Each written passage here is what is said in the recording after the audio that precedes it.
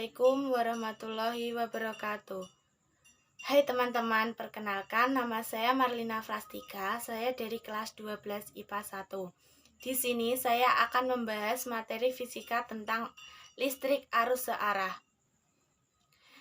Yang pertama, kita akan membahas tentang muatan.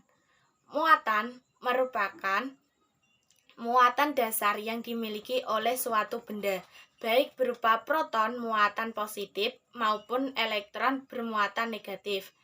Jadi, biasanya muatan itu terdapat pada setiap benda. Mungkin dalam pelajaran kimia saat kita SMA, kita belajar tentang mengenai atom.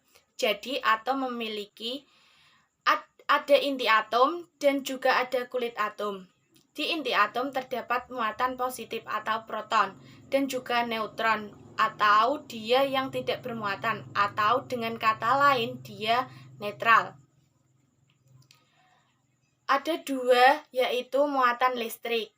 Itu dikatakan bermuatan positif apabila dia kekurangan elektron dan bermuatan negatif apabila dia kelebihan elektron. Nah, kemudian muatan itu dia bisa dilambangkan dengan Q kapital atau Q kecil. Kemudian satuan internasionalnya atau SI untuk muatan adalah kolom atau dilambangkan dengan C.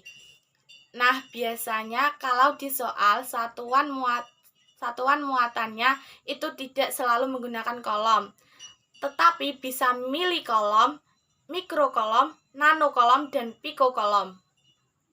Pertanyaannya, bagaimana sih cara mengubah satuan yang disebutin tadi ke satuan internasional atau ke satuan kolomnya? Nah, caranya adalah kita harus ingat antara satuan dan faktor pengalinya. Untuk mili dilambangkan dengan M dan faktor pengalinya adalah 10⁻³ .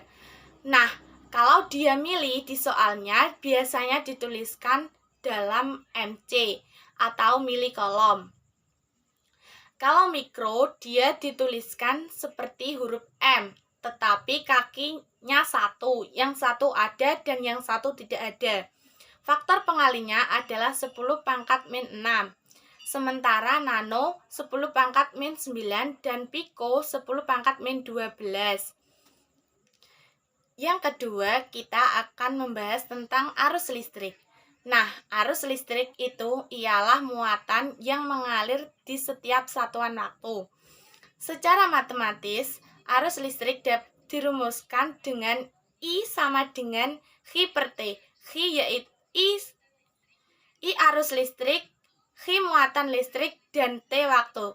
Arus listrik dia memiliki lambang I dan satuan internasionalnya yaitu ampere. Kita lanjut yang ketiga, yaitu hambatan pada kawat penghantar.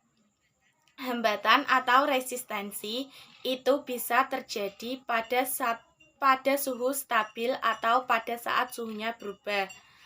Hambatan pada kawat penghantar bisa dihitung menggunakan persamaan R sama dengan Rho L/A, di mana kalau seandainya suhu itu tidak stabil atau suhunya berubah, kalau suhunya berubah kita bisa menggunakan persamaan RT sama dengan R0 dikali 1 ditambah alfa delta T.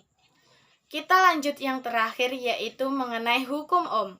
Hukum Ohm berbunyi besarnya arus yang mengalir pada suatu rangkaian berbanding lurus dengan tegangan dan berbanding terbalik dengan hambatannya. Atau dengan kata lain, I sama dengan V/R.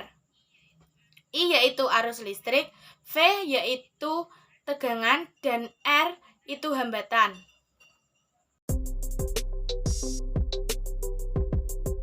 Terdapat arus listrik sebesar 5A yang mengalir melalui sebuah kawat penghantar selama 1,5 menit.